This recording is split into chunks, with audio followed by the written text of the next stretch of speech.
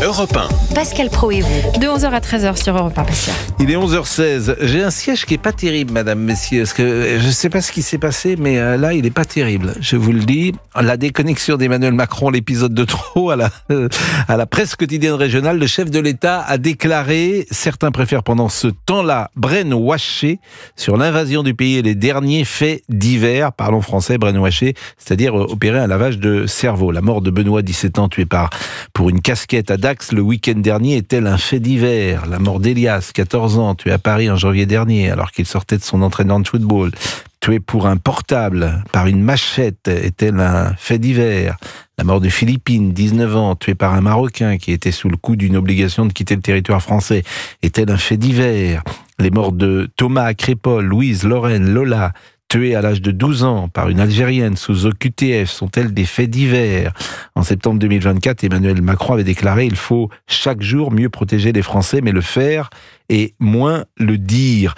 Et ce qui est tout à fait étonnant, c'est que lundi dernier, après les événements du Paris Saint-Germain sur les Champs-Élysées, il convenait que c'était très grave et que la réponse serait implacable. Alors on va être avec le général Bertrand Cavalier dans une seconde, mais tout d'abord je voudrais qu'on écoute Emmanuel Macron qui s'est exprimé sur ce qu'il appelle les petites polémiques. Chaque jour, on court après des événements, des petites polémiques. Il y a en effet de la violence, mais qui vient aussi de division, qui vient... Bon, tout ça sont des problèmes de fond. Et moi, je trouve dans notre débat public, d'abord, on s'intéresse qu'à ce qui va mal. Et on a cette espèce de passion pour le drame permanent, et pas assez au débat qui nous permettent collectivement de faire mieux. Je voudrais qu'il nous dise ce qui va bien, surtout le président de la République, parce qu'après 8 ans, de quel côté qu'on se tourne, l'école, l'hôpital, les administrations françaises, la sécurité, l'immigration, l'économie, la dette, etc. Mais qu'est-ce qui va bien ? Moi, je veux bien parler des choses qui vont bien, au contraire, mais il faut qu'il nous dise, faut qu'il nous fasse notre rédaction en chef, le président. François-Olivier Gisbert est invité ce matin de Sonia Mabrouk sur CNews et Europe 1. On a un président girouette. Il se prend pour le vent, il n'est que la girouette. C'est-à-dire que il va dire une chose, il va dire le contraire, et c'est comme ça toute la journée. Toujours cette façon de parler du l'anglais, du franglais, de mélanger. Mais il est président de la France. Le président de la République, il peut parler anglais quand il est à l'étranger. Mais enfin, il peut pas parler anglais comme ça, enfin, comme il le fait souvent. Je pense qu'il est dans les tours, il est très loin, il est pas ici, il est hors sol. Moi, ce qui me frappe surtout, c'est qu'il reste 2 ans et les uns et les autres vont se lâcher sur le président. On voit bien que le ton de France aujourd'hui, il est très libre, forcément, parce que les gens en ont assez d'Emmanuel Macron, pour la raison qu'il vient de dire, c'est-à-dire qu'il dit tout et son contraire. Donc c'est insupportable. Le lundi, après les événements, je le répète, de Paris, il dit que c'est très grave, que la réponse sera implacable, et puis après, il dit que c'est des petites polémiques ou des petits événements. Donc c'est incompréhensible pour le plus grand nombre. Et la parole se libère, elle se libère également autour de ceux qui ont travaillé avec lui. Quand vous avez écouté Manuel Valls hier, vous devinez à demi-mot que Manuel Valls, il n'est pas sur la ligne éditoriale du président sur cette question, en tout cas. Le père de Benoît, l'adolescent tué à Dax il y a une semaine, lors de la victoire du Paris Saint-Germain en Ligue des Champions. Benoît avait 17 ans, je le rappelle. Il a pris la parole. Écoutez-le. Nous regarde ce type-là. C'est un lâche. Comme je disais à Benoît, quand on échange, indifférent, on le fait avec les mains nues, comme un homme. C'est ça les hommes courageux. Et Benoît était courageux. Les types qui se battent avec un couteau, une arme à feu, une arme blanche. Pour moi, ce sont des lâches, on ne valeur rien. Donc en France, on accueille les réfugiés, ils sont hébergés, nourris, et après ils tuent nos enfants. C'est la France d'aujourd'hui. J'espère qu'elle changera un jour. Parce que ça ne peut plus durer, ça. Il faut que ça s'arrête. Aujourd'hui, il allait avoir 18 ans et se réjouissait de fêter ses 18 ans aujourd'hui avec ses copains. Il a fallu qu'une racaille de lui enlever la vie. Bon, les propos évidemment du père de Benoît, j'observe d'ailleurs que ces propos qui sont très forts ne sont pas diffusés partout. Le père de Benoît, il ne correspond pas à la doxa du moment. Ce qui est intéressant, lorsqu'un père a perdu son fils aujourd'hui, c'est qu'il vienne expliquer à la télévision pour dire pas de récupération, ou vous n'aurez pas ma haine. Vous savez, cette formule, vous n'aurez pas ma haine. Alors là, les médias mainstream sont très contents. Regardez, cet homme est formidable, il vient de perdre son enfant, mais il dit, vous n'aurez pas ma haine. Mais en revanche, un père qui vient dire des mots sur les faits, celui-là, manifestement, il n'est pas forcément écouté. Emmanuel Macron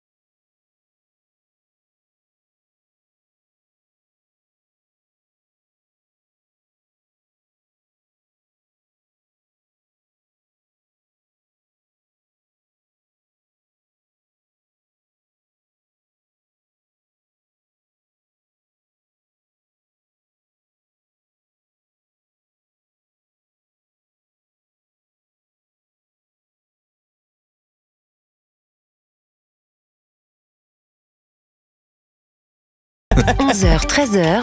Pascal Praud sur Europe 1. Bon, on est avec Bertrand Cavalier. Bertrand, je vais vous faire peut-être écouter Jean-Pierre qui nous appelle de Beauvais et qui peut-être souhaite vous interroger sur les difficultés de sécurité ou l'état du pays. Bonjour Jean-Pierre. Oui, bonjour Pascal, bonjour à tous les auditeurs et auditrices. Bon Jean-Pierre, vous vivez dans Beauvais, vous trouvez que c'est une ville sécure, Beauvais ? Je dirais que c'est pas la plus pire, mais ça se dégrade. Voilà, bon. Ça se dégrade, mais c'est pas la plus pire. Vous êtes mais beauvaisien ? C'est pas la faute, mais je dirais que c'est pas la faute forcément de mon maire. Bon, vous êtes beauvaisien ? C'est la société en général. Vous êtes beauvaisien depuis toujours ? Vous avez des enfants ? Non, pas depuis toujours, mais je suis beauvaisien depuis plus de 25 ans maintenant. Et vous avez des enfants ? Oui, 2 filles. Quel âge elles ont vos filles ? Alors j'en ai une de 25 et une de 40 ans. Oui, donc effectivement, vous les accompagnez pas le soir, vous n'allez pas les chercher après une boum. Mais lorsqu'on mais j'ai mes petits-enfants quand même. Oui, mais là, en fait, on voit une ville, elle est sécure ou pas, lorsqu'on pose aux parents, est-ce que vous allez chercher votre fille le samedi soir à 3h du matin, est-ce que vous voulez pas qu'elle rentre toute seule ? Bon, ça... déjà, le problème ne se posait pas, Pascal. Le problème ne se posait pas parce que moi, à mon époque, quand mes filles avaient l'âge, je dirais, on va dire même déjà avant 10 ans, de toute façon, elles sortaient pas, mais ou très peu, à part pour aller à l'école ou quelques sorties. Avant 10 ans, on sort pas, je vous confirme. Autrement, quand elles ont commencé à devenir adolescentes, moi, je suis désolé. Quand j'avais dit que c'était une certaine heure, c'était une certaine heure. Si j'avais dit que c'était 9h, c'était 9h, c'était pas 9h30. Hein. Mais tous nos parents étaient comme ça. Moi, je me souviens très bien des horaires. Hein. La première fois que je suis sorti, j'avais le droit à minuit. Voilà, c'était la première fois minuit. C'était un 31, c'était même pas un 30 décembre. C'était un 30 30 décembre. Pascal, oui. Pascal, c'est une question d'éducation. C'est une question. Vous avez éduqué vos filles. Vous êtes d'une génération où vous avez su éduquer vos enfants. Hein, on est d'une génération où on a su éduquer nos enfants. C'est-à-dire qu'aujourd'hui, si nos enfants, je suis désolé de leur dire, hein, même si ça va peut-être pas plaire à certaines personnes, mais si une petite claque sans être violent ou un petit coup de pied au cul de temps en temps, vous êtes gentil, on va pas aller sur ce terrain-là. Non, mais voilà, un coup de pied au cul, ça précède le monde. Hein. Ça n'a jamais fait de mal à personne. Jean-Pierre, on va pas faire les sévices corporels sur les enfants. Je vous propose qu'on n'entame pas ce débat. Pardon d'Emmanuel. Voilà, parce que moi, j'ai jamais donné une claque. Je crois pas avoir reçu une claque d'ailleurs de mes parents, pour tout vous dire. Je crois pas. J'ai souvent été attaché dans une forêt par moins 10 degrés. Non, ça, parce que j'avais pas été sage. Par vos parents ou peut-être une expérience la punition que j'avais quand j'avais 10 ans, 11 ans. Dites-nous. Eh bien, on habitait dans un appartement et on me mettait dans l'escalier. Mais c'est-à-dire j'étais assis, j'ai été dehors pendant. C'était ça, l'escalier dehors. Ouais, j'étais ça va. Et alors oui, mais t'avais un peu honte parce que le sentiment de honte qui n'existe plus aujourd'hui, c'est très rigolo ça. Quand tu faisais une bêtise et que les autres s'apercevaient que tu avais fait une bêtise, t'avais un peu honte. Donc tu étais dans l'escalier, tu disais non, je sais pas ce que tu disais d'ailleurs, mais tu disais pas que tu étais puni, quoi. J'attends qu'on bouge, j'ai perdu mes clés ou n'importe quoi. Tu étais en pyjama quand même dehors, parce que c'était quand même curieux. Mais ça, c'est des choses intéressantes de travailler sur la honte. Parce que je pense que c'est un sentiment très rare, la honte, qui est pas si fréquent. Tout le monde a eu honte dans sa vie, mais je crois que ce sentiment disparaît peu à peu. Mais bon, je suis pas un ethnologue. Bon, Bertrand Cavalier, l'état de la société, comment on le mesure d'abord ? Et Jean-Pierre reste avec nous, bien sûr. Est-ce qu'on a des stats précises qui nous permettent de dire oui, la société est plus violente qu'elle n'était, par exemple, il y a 25 ans ?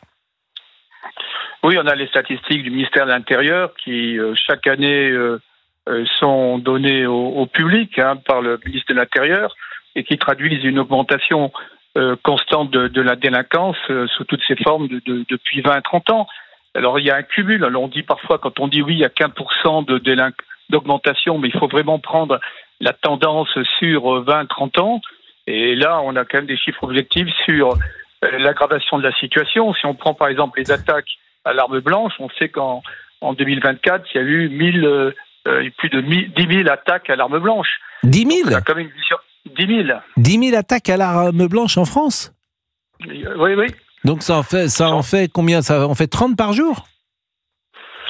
on est même à un chiffre un peu supérieur, mais moi je vous donne des chiffres qui sont publics. Ça voudrait dire 30 par jour, à vue de nez, 30 par jour, 10 000 divisé. 27 et oui, quelques. 10 000 divisé par 365, ça fait 30. Quoi, Vous avez encore toute votre tête.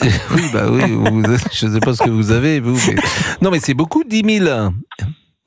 Effectivement. Non, ce que disait simplement François-Xavier Bellamy l'autre jour sur CNews, il disait que le nombre d'agressions a multiplié par 3 en 20 ans pour 100 000 habitants. Voilà, d'agressions pas verbales, agressions importantes, quoi. Donc, ça multiplié par 3. Mais c'est vrai que tout le monde... l'exemple que je cite, qui est tout simple, les parents qui sont inquiets pour leurs parents, pour leurs enfants, qui est finalement un excellent paramètre. Jamais, je le répète, il y avait inquiétude dans les années 80 ou 70 qu'il pouvait arriver quelque chose la nuit à une fille ou à un garçon qui sortait. Voilà, ça n'existait pas. Ça n'existait pas. Et je pense que les jeunes, d'ailleurs, buvaient beaucoup moins dans ma génération que parfois ils boivent aujourd'hui, me semble-t-il. Mais bon, je n'ai pas de statistiques non plus là-dessus à prouver, mais quand je vois, par exemple, notamment les jeunes femmes, parfois me rapporte-t-on qui ont 20 ans et qui se mettent dans des états qui peut nous surprendre.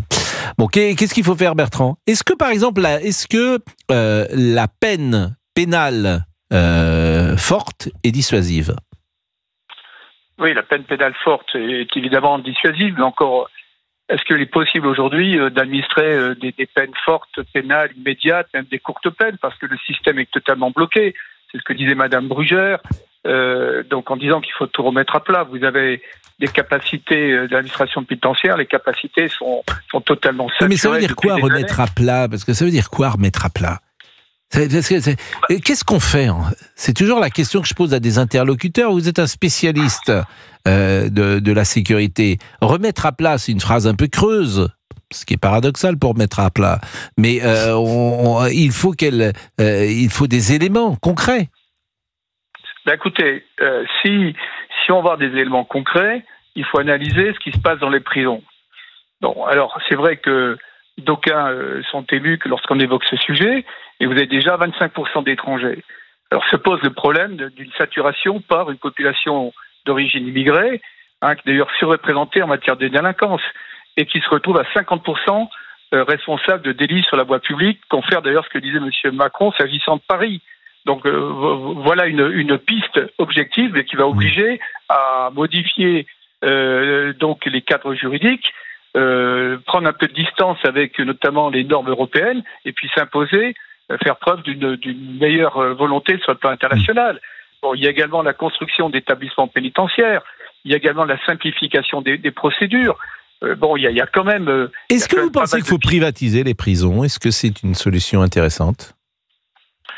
En tout cas, privatiser, je ne sais pas, mais externaliser, oui. Il y a une partie donc des détenus qui devraient purger la peine à l'étranger. Il faut revoir complètement le système parce que le système ne fonctionne plus. Je vous donne un exemple. À Marseille, il y a plus de 100 000 dossiers en souffrance.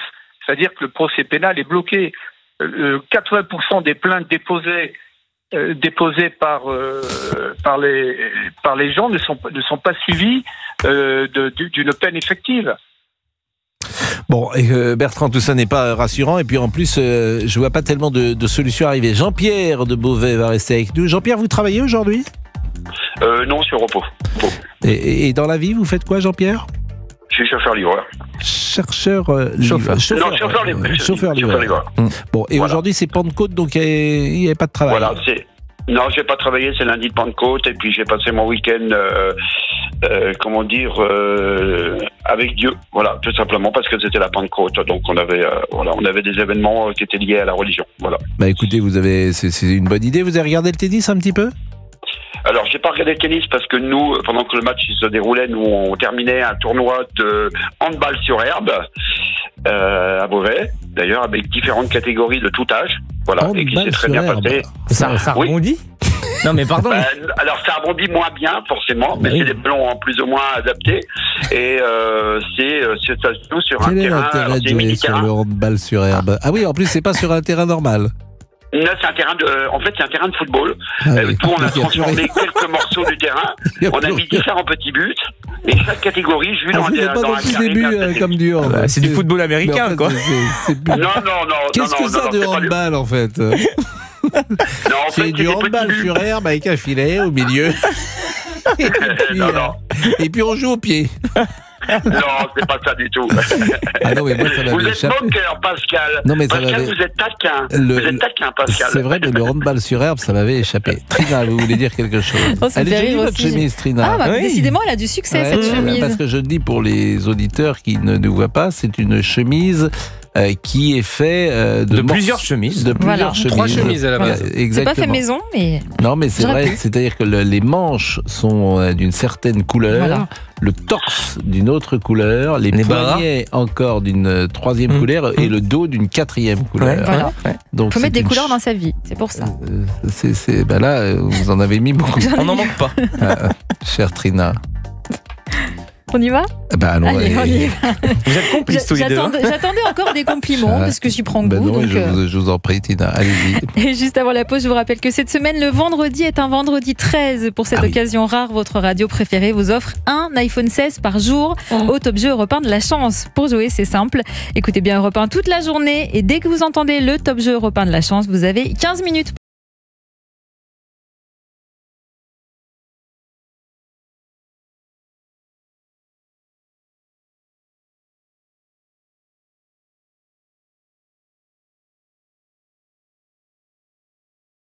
Un plafond. Nous sommes arrivés au plafond, donc près de 250 millions d'euros. Demain à gagner. Mais alors oui, je vois mardi 10 juin 250 millions d'euros. C'est-à-dire que si c'est pas gagné, qu'est-ce qui se passe? On rejoue vendredi. Oui, mais il y a un nombre de tirages limité. Je vais vous retrouver le nombre. Oui, mais ça augmentera plus? Non, ça n'augmentera plus. On reste à ce montant-là, c'est déjà pas mal. Principe d'un plafond, oui. Ah oui, ça c'est un joli plafond, 250 millions d'euros. Ça fait rêver. C'est un beau plafond. Bon, écoutez, 11h41. Si vous avez, on peut pas appeler un voyant qui nous donnerait les numéros. Essayez de trouver quand même quelqu'un. C'est en cours de production pour vendredi 13. Ah bon? Non mais vous arrivez à 11h44, l'émission est faite, le programme est établi. Je voudrais un voyant, quelqu'un qui nous donne, ou quelqu'un... Vous savez, parfois, il y a des gens qui voyagent dans le temps. Et qui... oui. Comment ça, qui voyagent dans le temps? Il y a des gens qui voyagent dans le temps. Voyage astral, ça s'appelle. Non, c'est vrai ou vous rigolez là? Je voudrais, si on partait... là, on est aujourd'hui lundi, donc si je pars jusqu'à mercredi, que je reviens. Donc je prends les numéros mercredi et je reviens avec les numéros lundi. J'ai une question. Et je gagne. Comment vous comptez partir mercredi? Pardonnez-moi, mais... justement, Einstein a montré la relativité du temps. C'est possible d'aller dans le temps. C'est en théorie, c'est possible.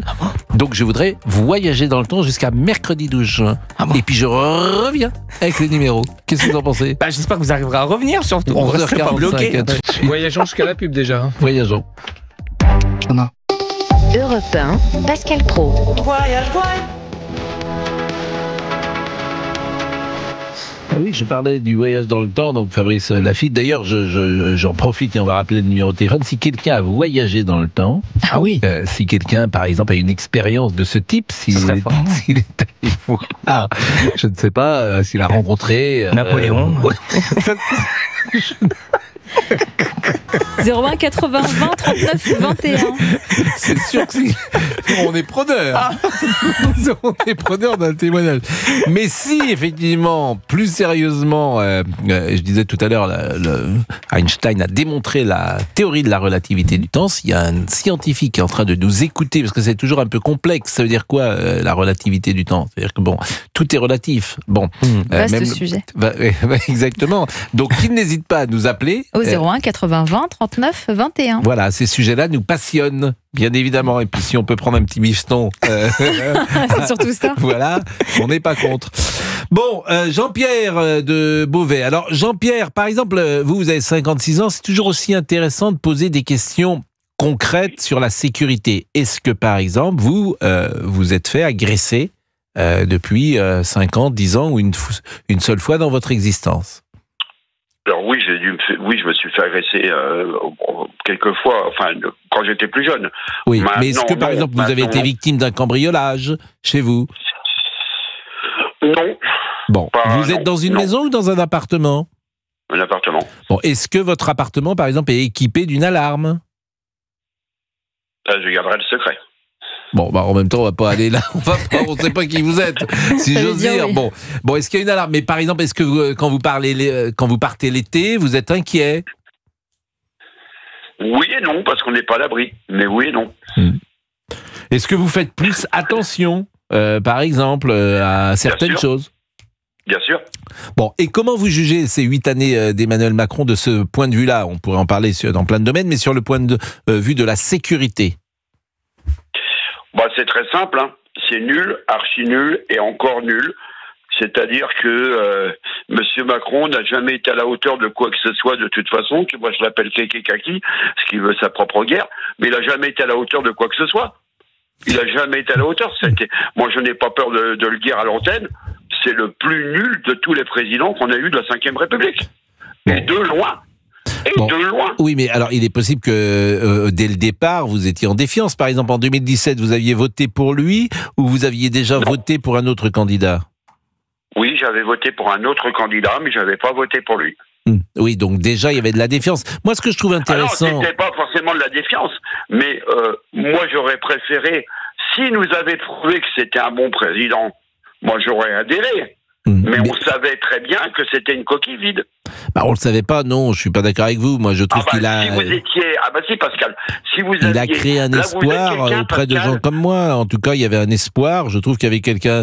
Je vais vous dire, ce que j'aimais chez Emmanuel Macron en 2017, c'est que c'était un président jeune qui incarnait quelque chose derrière François Hollande. Il avait pas de mal, mais a incarné quelque chose de plus intéressant, même physiquement, j'ai envie de dire. Il pensait réformer la France et elle en a grand besoin. Réformer l'État, il ne l'a pas fait. Donc il y avait quelque chose que je trouvais séduisant. C'était quand même quelqu'un de libéral. Vous savez, Pascal, vous êtes quelqu'un qui, ces dernières années, plaît beaucoup. Et vous savez pourquoi? Non. Parce que vous êtes tout simplement un journaliste qui a enlevé sa poutre des yeux et qui dit la vérité, qui cherche la vérité, rien que la vérité. Donc à partir de là, vous avez les yeux ouverts et vous voyez ce qui se passe à travers la France, vous voyez toute la société, vous êtes bien placé pour le savoir. Donc à partir de là, vous voyez bien, alors oui, je peux comprendre que vous aviez eu de l'espérance, parce qu'il était jeune, tout ça, etc. Ça, je l'entends très bien, comme beaucoup de Français d'ailleurs l'ont pris dans ce sens-là. Il était beau, etc. On a tout ce qu'on a pu entendre. Sauf que aujourd'hui, il faut savoir regarder la vérité. Ah non, mais 8 ans après, moi je suis d'accord avec vous. 8 ans après, je suis d'accord avec vous, mais c'est au départ. Moi, voilà. Vous votiez pour qui? Vous votez très à droite? Par exemple, vous aviez voté Marine Le Pen? À droite, et j'ai pas peur de cacher que moi j'avais voté pour monsieur Nicolas Dupont-Aignan. Voilà.